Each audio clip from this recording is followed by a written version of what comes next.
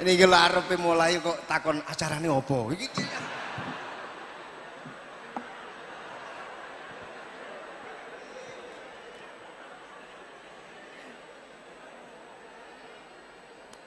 Assalamualaikum warahmatullahi wabarakatuh. Bismillahirrahmanirrahim. Tabarakalladzi nazzala al-furqana ala 'abdihi liyakuna lil 'alamin nadhira. Allahumma shalli wa sallim ala sayyidina Maulana Muhammadin wa ala alihi wa sahbihi asma'in amma ba'du. Yang sangat saya hormati Rektor Tribakti Kiai Haji Abdul Kafabi, semua keluarga Lirboyo, semua yang hadir yang saya hormati. Ini tadi saya diajari doa maksa Tuhan. Saya punya sanad yang mungkin lebih keren. Jadi ada seorang Arabi berdoa di Raudhah. Ya Allah, jika engkau jadikan orang soleh, maka yang senang adalah kekasihmu. Jika engkau menjadikan saya orang fasik, maka yang senang musuhmu, yaitu iblis. Tinggal jenengan mau nyenangkan kekasihmu apa musuhmu. Akhirnya ada hatif, ya sudah, soleh saja soleh, doa kok gitu. Artinya kalau seseorang soleh yang suka siapa? Rasulullah. Rasulullah berstatus Habibullah. Ya Allah, kalau engkau jadikan aku orang soleh yang suka kekasihmu, kalau aku jadi orang fasik yang suka musuhmu. Terserah jenengan mau menyenangkan musuhmu apa menyenangkan kekasihmu. Coba ampun, terserah jenengan. Tentu pilihannya Allah menyenangkan kekasih Allah. Itu saya ijazahkan ini. Semoga agak diterima. Covid. Jadi kalau di Ihya itu ada Kitabul Wujdi, ada yang baca Al-Wajdi. Tinggal zaman mondok ngarokati apa enggak tahu saya. Resiko mondok Lirboyo memang gitu, kata Mbah Mun itu harus semuanya diharokati. Tapi kata Mbah Mun ini sarang, jangan harokati semua, jangan maknani semua. Kalau dalil di sini katanya kan apa itu al ilmu sayyidun wal kitabatu qaiduhu. Jadi ilmu itu ibarat hewan liar, supaya enggak liar dicancang gitu. Tapi kata Mbah Mun abok cancang kabeh ya ketekekan mati gitu. Jadi ini nah, saya ini kan dikatakan Gus Kafabi tadi cucu murid. Ini saya senang sekali karena memang saya jarang mau diundang pengajian umum. Karena diundang itu artinya kan makmur, diperintah. Sehingga ini sekaligus maklumat, yang nggak merasa mbah guru, jangan ngundang saya, itu kualat nanti. Karena saya berkali-kali bilang, hormat kiai itu wajib, tapi ngatur kiai itu haram. Jadi aturan mainnya jelas, hormat kiai itu wajib. Seneng kiai wajib, tapi kalau ngatur kiai haram. Ngatur itu ya fatwa itu fatwa ya. Begini, saya ini baru neliti, mungkin ini tahadus bin nikmat. Saya berkali-kali rembukan sama, termasuk diantaranya sama Profesor Quraish Shihab. Itu mau menjadikan manhajul Quran itu mudah. Di antara kitab yang saya pelajari serius itu kitab Syajaratul Ma'arif. Nanti sebagian tak tinggal di sini biar diajarkan Gus Rikza. Itu rencananya PSG Pusat Studi Qurannya Pak Quraish itu menerbitkan itu. Sementara ini sekarang di UI Universitas Islam Indonesia saya juga ngajar kitab itu. Kitab itu begitu mudah menjadikan Quran itu pegangan. Kalau di sini katanya mau dimilenialkan itu, milenial itu. Itu begini, misalnya begini. Ini saya beri contoh. Jadi peristiwa-peristiwa khusus yang ada di Quran itu ditabwib secara umum. Jadi ini saya nanti tidak guyon supaya Gus Rikza agak kelihatan kalah, karena kalau guyon-guyonan itu menang saya. Saya ini orang Pantura. Saya misoh saja ada dalilnya. Karena memang dalam tarikh-tarikh itu gitu. Ini Muhammad ponakan kamu, kata orang-orang kafir. Saffaha ahlamana wasabba alihatana. Semoga gak ada yang menerjemah wasabba alihatana. Kitab itu mudah sekali. Misalnya begini, saya beri sekian contoh, mungkin 3 sampai 4. Babu nafil ibad bikullil bilad. Bab kalau seseorang itu harus manfaat di mana saja dia berdomisili. Terus beliau secara mudah bilang Qala ta'ala hakian an Isa bin Maryam wa ja'alani mubarakan ainama kuntu. Saya adalah orang yang hidup di mana-mana itu membawa apa? Berkah. Terus beliau memberi judul secara umum babu nafil ibad bikullil bilad. Sehingga saya di Rembang, di Lirboyo atau di mana saja, etikanya satu, harus bermanfaat. Setidaknya manfaat kalau ada orang ingin menang ya saya ngaku kalah lah. Kalau ada orang yang ingin saya diangkat jadi murid ya oke saya jadi murid beliau. Enggak masalah. Karena bagian dari kesalian itu tawaduk. Pasti yang tawaduk jadi wali karena man tawadu'a rafa'ahu Allah. Yang kumo luhur jadi guru pasti tidak jadi wali.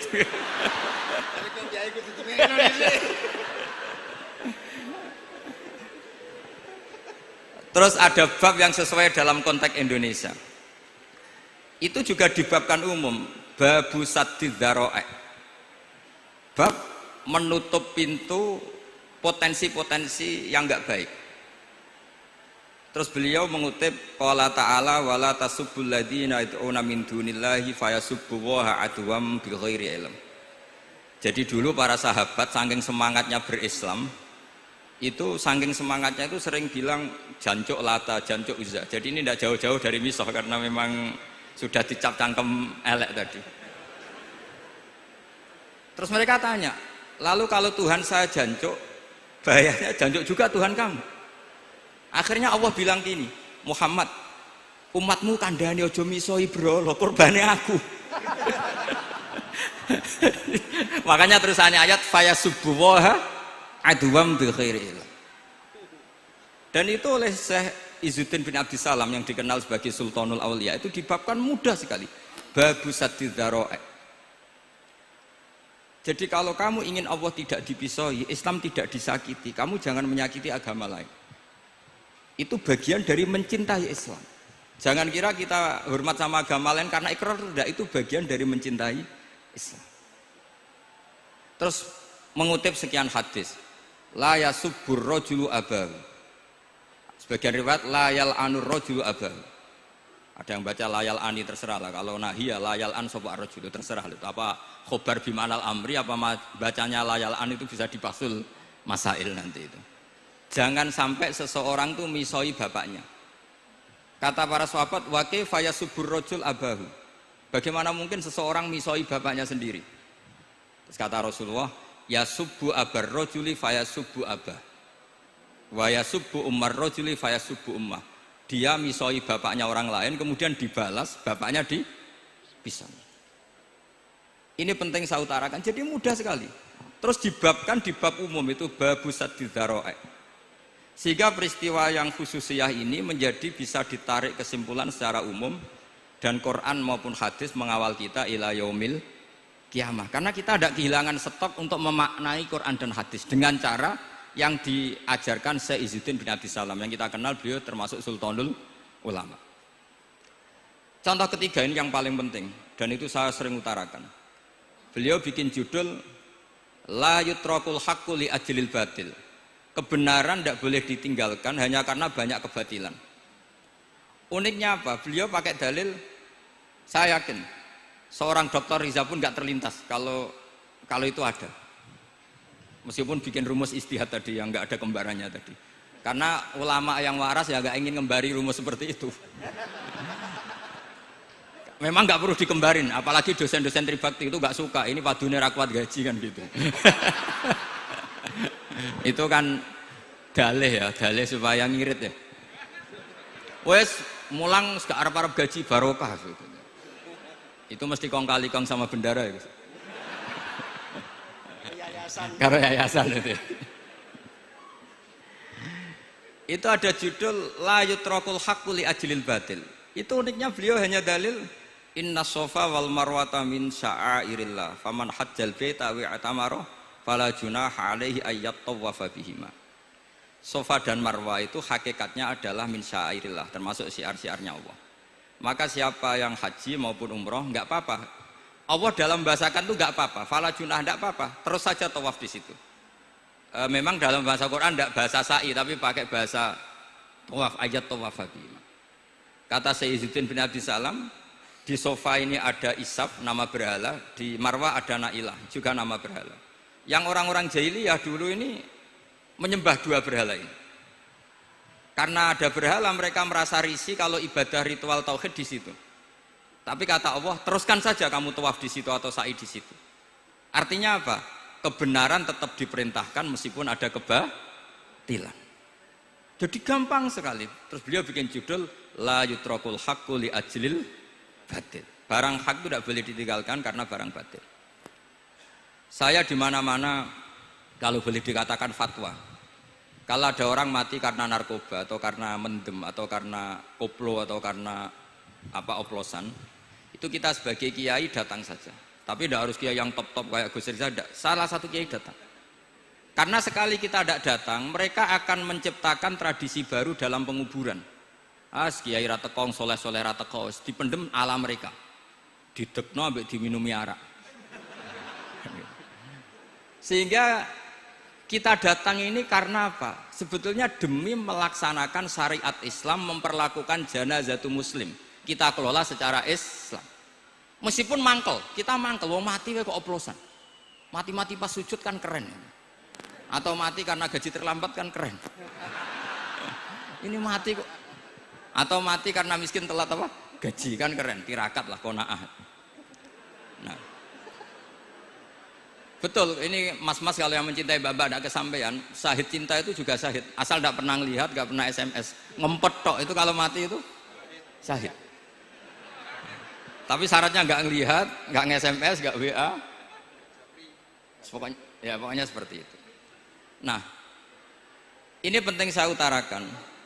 Saya pernah diundang salah satu acara akad nikah. Itu yang undang itu nanggap ketoprak. Gus, nanti ada ketoprak di rumah saya, tapi jangan nggak usah lihat itu. Tapi jam 9 ngakatkan anak saya. Ya saya datang. Pas itu memang nggak ada udzur, saya datang. Itu sudah ada biduannya banyak di situ. Kenapa saya datang? Pikiran saya tadi. Kalau kiai tidak menyaksikan akad nikah, nanti mereka bisa bikin cara akad dengan cara mereka sendiri. Sehingga takbir-takbir yang di fikih, misalnya walimatul ursi itu kalau ada ikhtilatur rijal wan nisa haram hadir, itu nggak pernah dilakukan oleh guru-guru kita. Setahu saya Mbah Mun, bapak saya, guru-guru kita, meskipun ada ikhtilatur rijal wan nisa, mereka kalau ada walimatul ursi asal tidak ada uzur itu datang. Karena la yutrakul haqqu li ajlil batil. Padahal jelas di Bajuri, di Anatut Thalibin, jika hunaka muharramun harumal hudur. Entah kalau Gus Rizal baca hurrimal hudur atau harumal hudur, tidak tahu, saya ini kan bisa debat ini. Karena saya santri sarang, jadi kalau baca dua kali, harumal hudur atau hurrimal hudur. Tapi kalau yang santri sini mau tidak mau ya anut harokatnya guru tadi. Resikonya nurut itu harus ikut haruma apa hurrima. Kalau saya karena enggak dimaknani, jadi ya bingung. Maksudnya bingung milih, saking banyaknya ilmu. Bukan bingung karena goblok, bukan.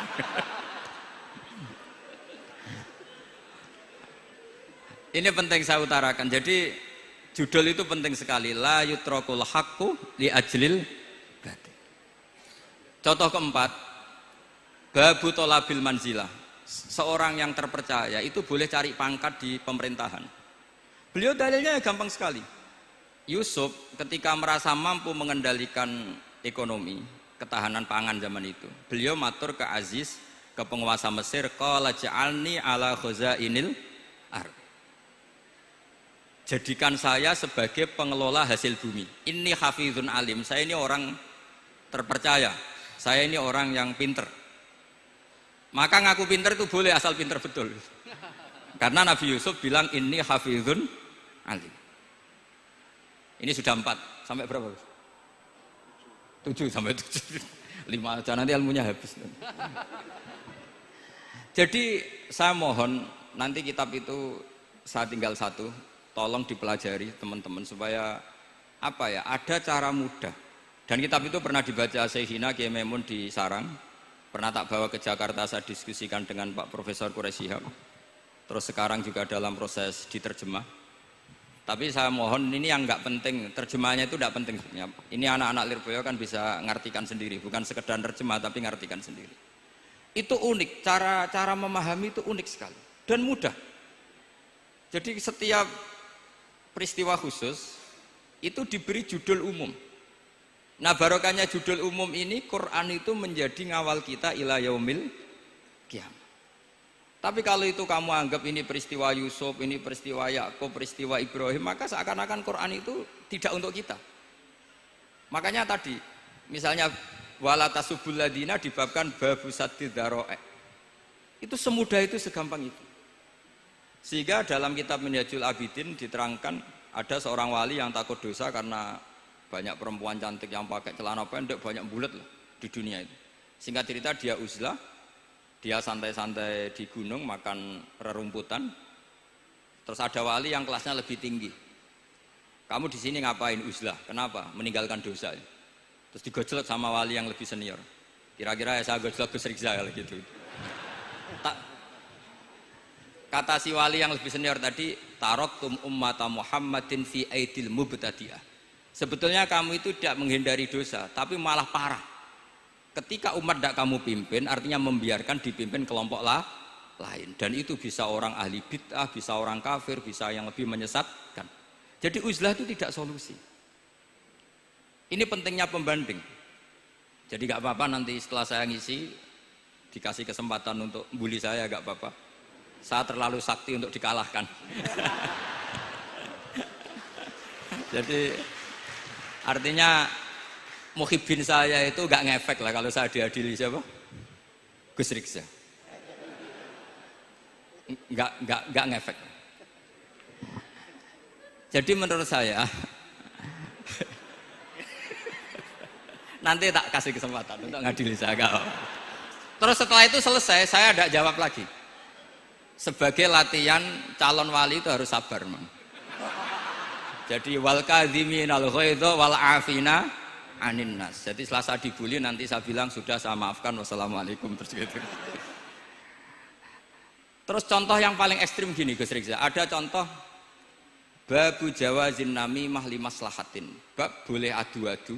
Adu-adu itu mengadukan satu peristiwa yang buruk ke orang lain karena maslahat. Itu contohnya unik sekali. Saya ini bingung, masa ada namam atau namimah kemudian ditoleransi.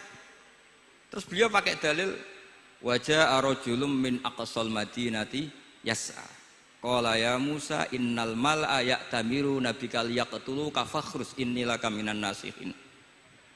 Musa, saya ini pegawai kerajaan Fir'aun, saya termasuk perwira di kerajaan Fir'aun.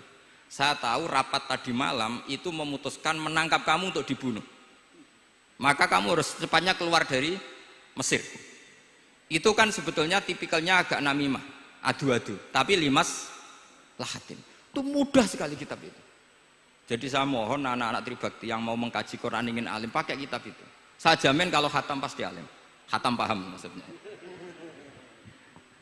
Daripada sampean pakai metode usul fikih itu keruwetan, karena selain judulnya sudah ruwet. Lubul usul itu sudah ruwet. Dulu saya ngaji di sarang itu semua satu kelas itu semuanya dapat 4 terus. Kecuali saya tidak dapat nilai karena gurunya bingung biji. Tidak tahu bingungnya itu karena dianggap terlalu alim atau terlalu goblok, tidak tahu saya. Yang jelas usul fikih saya itu nggak ada nilainya. Begini kalau dalam usul fikih kan begini. Ya ini agak menghormati pasca sarjana, jadi agak-agak ruwet biar kesannya itu ya intelek atau pinter lah gitu. Kalau guyon terus itu kan nganggap sampean itu isane mau paham guyon gitu. Jadi kan ngregani orang seperti orang guyon terus itu. Tapi ini agak serius. Begini. Misalnya saya sebagai kiai ngundang Zaid, kamu ke sini. Saya jelas sebut Zaid ke sini, ada tamu. Sebetulnya saya ingin Zaid apa ingin cah dalam siapa saja asal bisa melayani tamu. Zaidun itu zikrul ba'di wa iradatil kul apa zikru Zaidin fi ainihi. Itu kan jadi perdebatan di ilmu usul fikih. Ketika Zaid gak ada, terus di situ ada pelayan yang bernama Bakar Umar gak datang, pasti kayaknya marah. Cek sombong ya santriku, tak udang rano sing moro. Terus misalnya anak-anak bilang, Pak Yai Anda kan tadi manggil Zaid, tidak manggil kita. Cek goblok maksudku ono sing nyuguhi teh. Ora kudu Zaid, Bakar Umar ya kena. Bocah kok goblok kan mesti gitu. Artinya gini, menyebut aktor dalam Quran atau hadis itu yuradu syakhsun bi ainihi apa itu bagian dari zikrul ba'di wa iradatil kul. Sehingga semua peristiwa di Quran, entah itu nyebut Fir'aun, berarti mewakili orang togo, orang yang lacut. Menyebut Musa mewakili orang baik. Apa bagaimana? Itu jadi perdebatan. Nah itu di kitab usul fikih itu penjelasannya ruwet sekali. Sehingga mungkin misalnya begini dalam satu kaidah usul fikih. Hormati tamu yang datang ke saya, siapa saja. Setelah itu saya ralat, hormati Zaid jika datang bertamu ke saya.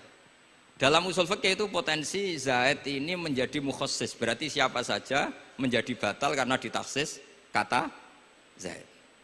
Ada potensinya begini, siapa saja tetap berlaku, dan kiai menyebut Zaid adalah zikru ba'di afrodi dzalikal kulli, menyebut individu dari kuliah yang masuk. Jadi tetap hormati tamu siapa saja. Yang termasuk siapa saja adalah Zaid. Apa siapa saja tidak menjadi hukum karena terganti hanya khusus Zaid. Itu jadi perdebatan di perdebatan usul fikih. Jadi terlalu ruwet. Tapi kalau di kitab tadi yang Syajaratul Ma'arif karangannya Izzuddin bin Abdissalam, itu gampang sekali. Saya baca itu min awali hatta akhir itu tidak ada yang iskal, gampang sekali, mudah sekali. Karena tadi mungkin dikarang ahlinya dan dibaca oleh ahlinya, jadi gampang sekali ini.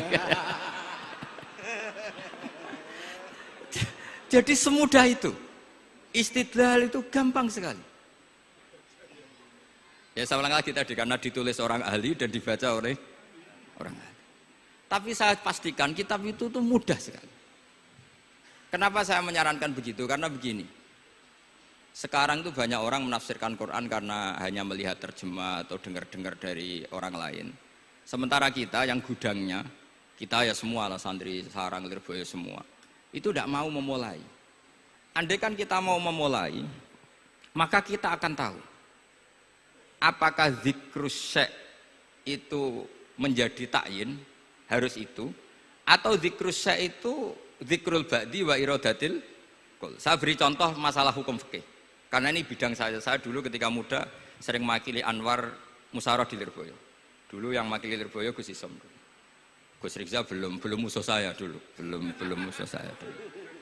Jadi kalau musuhi saya itu terlambat, saya sudah sufi, sudah agak ahli fikih, sudah pensiun, bukan karena sudah bodoh, tapi sudah ben diurusi sing nom-nom gitu.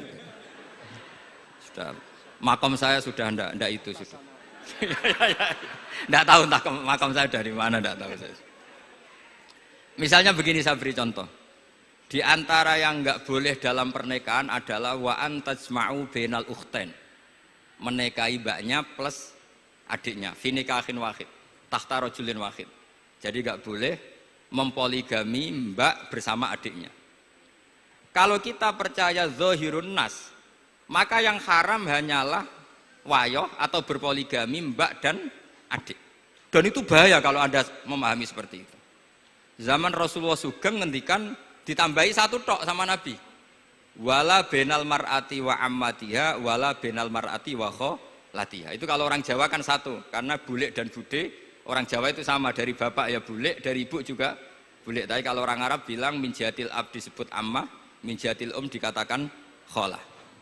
Nabi zaman Sugeng itu hanya nambah itu tok. Juga agak boleh menikahi ponaan plus buleknya atau menikahi buleknya plus ponaannya. Kemudian oleh ulama fikih ditambahi satu kaidah. Dua perempuan yang kalau saja laufurido itu kalau saja diandekan yang satu lelaki tidak boleh nikah, maka orang ini tidak boleh dijamu dikumpulkan tahta rajulin wahid. Berarti memasukkan siapa saja? Mbah dan cucunya, perempuan dan buleknya, perempuan dan saudaranya. Nah, artinya gini, andekan yang disebut Quran itu menjadi itu saja hukumnya, maka yang haram poligami hanya mengumpulkan mbak dan adiknya, karena Quran hanya bilang wa antajma'u bainal ukhtain. Tapi tentu itu kebodohan. Mesti gak tahu ngaji usul fikih. Kitab yang pantangannya orang banyak, ya pantangannya gurune bareng, jadi itu bukan pantangan muridnya saja, ya pantangan gurune bareng. Akhirnya apa? Itu kita analisis bahwa ini mimbabi dzikril ba'di wa iradatil kul. Mungkin ada ulama yang era Imam Syafi'i meredaksikan Wa antajma'u bainal ukhtain ibaratun anil jam'i bainal mahromen. Apapun itu, tetap ukhtain di sini itu satu percontohan mengumpulkan dua perempuan yang ada hubungan mahram, entah karena saudara kandung atau bulik bude atau mbah sama cucu. Lalu pertanyaannya, kenapa Quran tidak menyebutkan mbah dan cucu? Kebayang nggak misalnya Gus Rikza nikah orang perempuan cantik umur 25 plus mbahnya umur 70 tahun?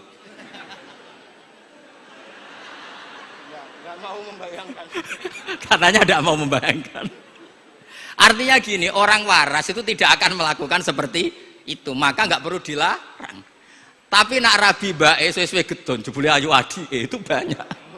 Terus dongano bae mati itu banyak itu. Sehingga yang potensi bahaya itu wa antas mau penal ukhten. Karena yang potensi nakal itu ya itu tadi. Ron ambake luwe ayu rabi adike, semoga kalau sedang keluarga orang lain ceraikanlah. Dungane maksa. Dungane maksa niku wae.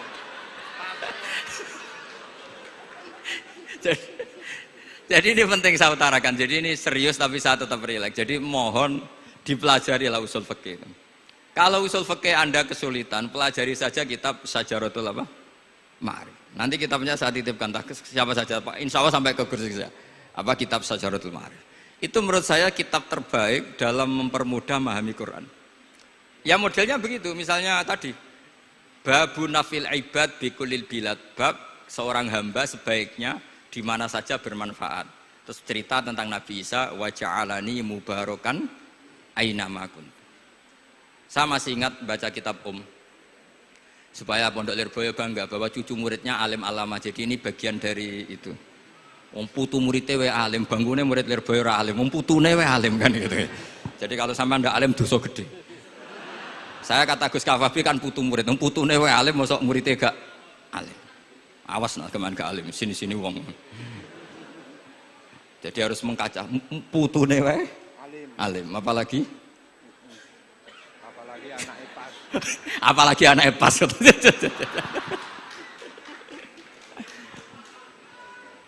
Jadi tadi sampai mana guys? Lupa ya.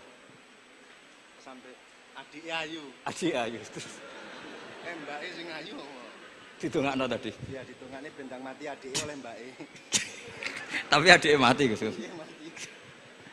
Saya teruskan lagi ya. Jadi kalau saya masih ingat baca kitab karangannya Imam Syafi'i dalam tema yang mirip ini. Ketika beliau ditanya, boleh ndak seorang lelaki uzubah tidak nikah? Waqat qala Rasulullah sallallahu alaihi wasallam an nikah sunnati faman rohiba an sunnati faleza minni. Itu kata Imam Syafi'i. Ya kalau dia tidak nikah karena benci sunnah Rasulullah itu buruk. Tapi kalau karena takdir dia tidak suka nikah atau gak payu rabi ya gak apa-apa. Terus Imam Syafi'i ditanya, apa dalilnya? Jawabnya Imam Syafi'i itu rileks sekali. Inna wa ta'ala dzakara abdan sholihan wa wasofa bi annahu hasur. Terus beliau baca ayat wa sayyidaw wa hasura wa nabiyyam minas sholihin. Allah itu menyebut sekian hambanya yang soleh. Dan di antara hambanya yang soleh itu berstatus hasur, orang yang tidak nikah. Artinya tidak nikah itu bukan mengganggu kesalehan. Maka uzubah itu halal. Semudah itu dulu orang memahami Quran. Kok sekarang jadi sulit tuh salah gurunya apa salah muridnya? Jadi ini cobalah di apa ya, saya memang ingin supaya Pondok Lirboyo itu mudah sekali paham Quran. Saya ini termasuk heran ya, kenapa saya yang ngomong tafsir itu menurut saya biasa saja sama. Tapi saya kata orang banyak itu sudah mufassir. Kenapa saya ngomong biasa saja? Karena ya tadi dengan perangkat-perangkat ilmu kayak usul fikih, kayak fikih sendiri, termasuk kitab Syajaratul Ma'arif, memang memahami Quran itu gampang. Wong kafir saja bisa paham dulu. Umar ketika paham Quran itu belum Pondok Lirboyo. Masih kafir. Enggak pernah jadi mustahik. Apalagi wakil rektor, enggak pernah. Tapi ketika adiknya Fatimah baca Quran, Toha ma anzalna alaikal Qur'ana litashqa illa tazkirata limai, itu dia paham dan menjadi masuk Islam. Itu coba fahamnya itu sama ngajinya dulu mana? Dulu fahamnya karena Quran itu muyassar, mudah. Pernah ada seorang ustadz yang mungkin kalau sekarang agak ekstrim lah. Sama ndak usah bilang cingkrang, ndak usah, pokoknya agak ekstrim ini.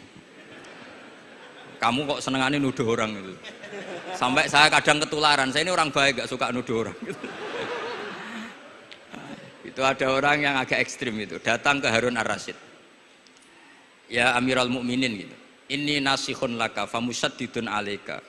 Fala tajidanna alayya fi nafsika syai'an. Saya ini orang baik-baik, ingin nasihati jenengan, cuma saya agak kasar.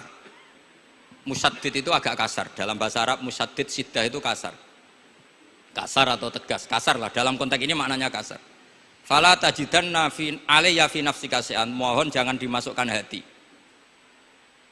Apa kata Harun Rasyid? Ngendikan itu mudah sekali dan itu sangat Qur'ani. Kata Harun ar-Rasyid, uskut ya ustad. Sebagian riwayat uskut ya jahil. Hei orang bodoh, kamu diam. Inna Allaha ta'ala ba'atha man huwa khairun minka ila man huwa syarrun minni. Wa ma'adzalika qala ta'ala faqula lahu qawlan layyinan la'allahu yatadzakkaru aw yakhsha. Kamu diam hei ustad bodoh.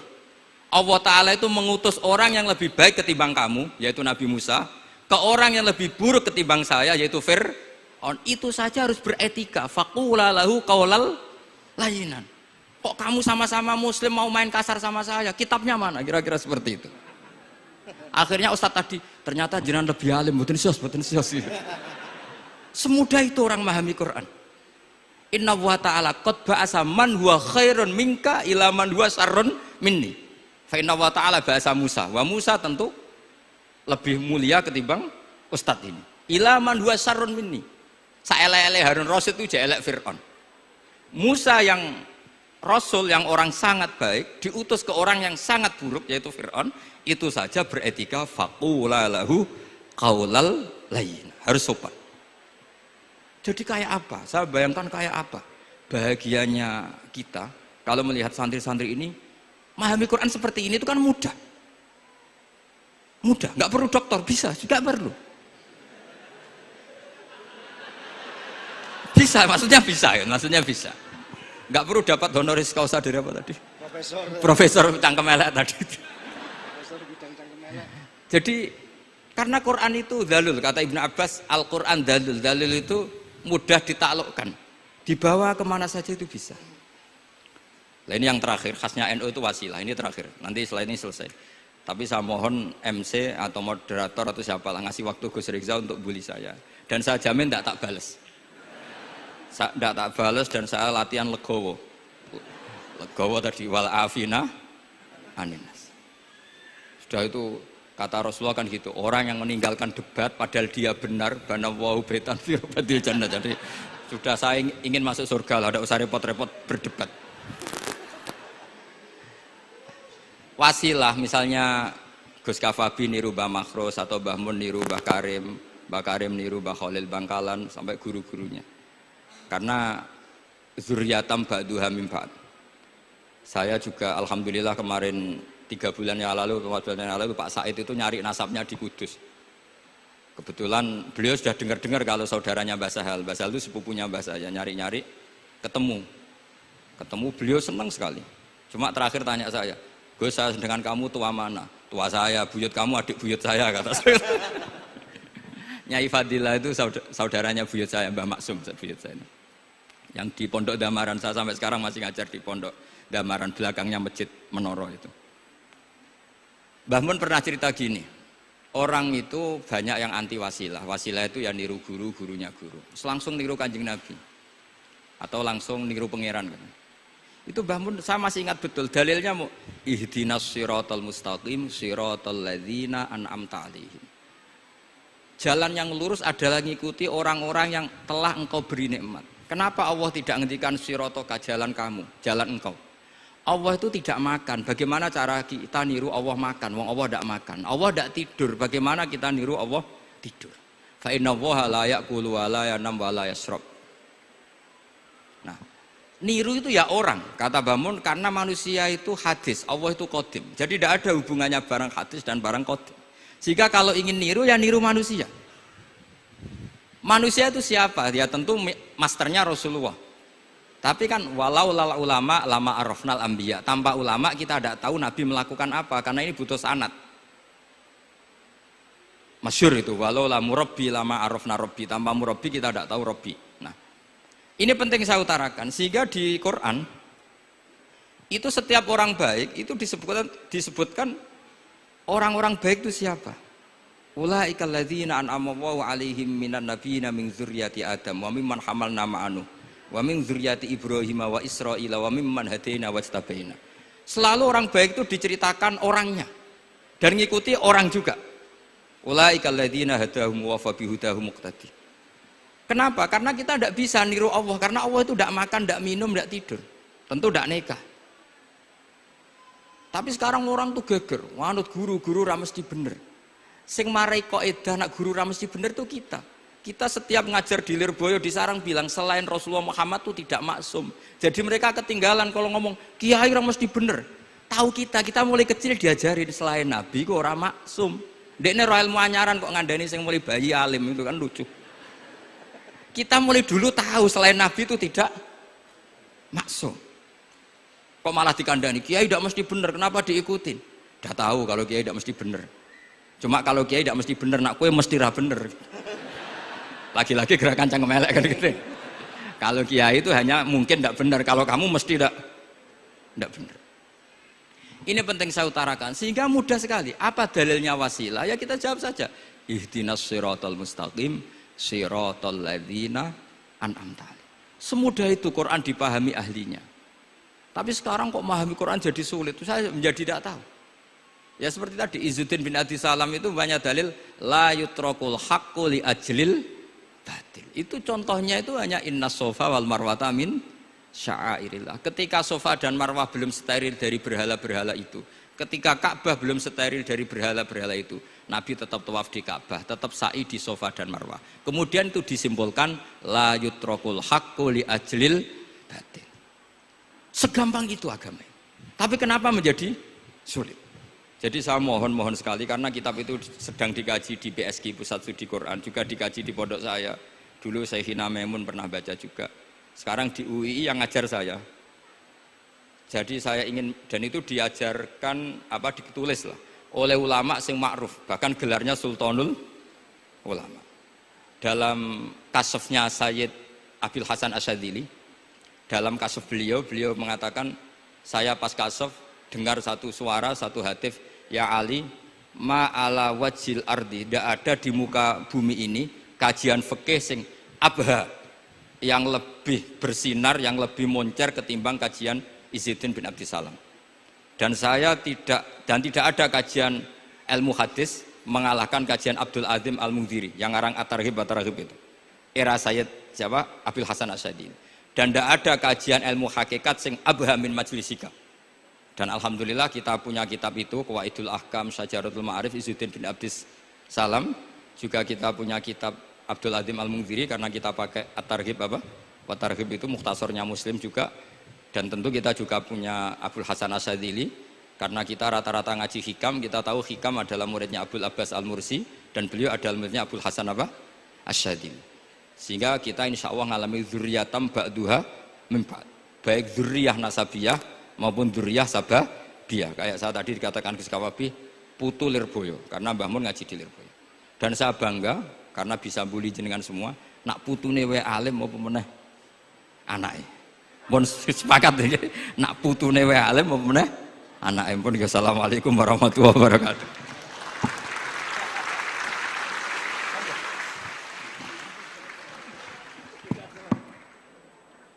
Kepada beliau diucapkan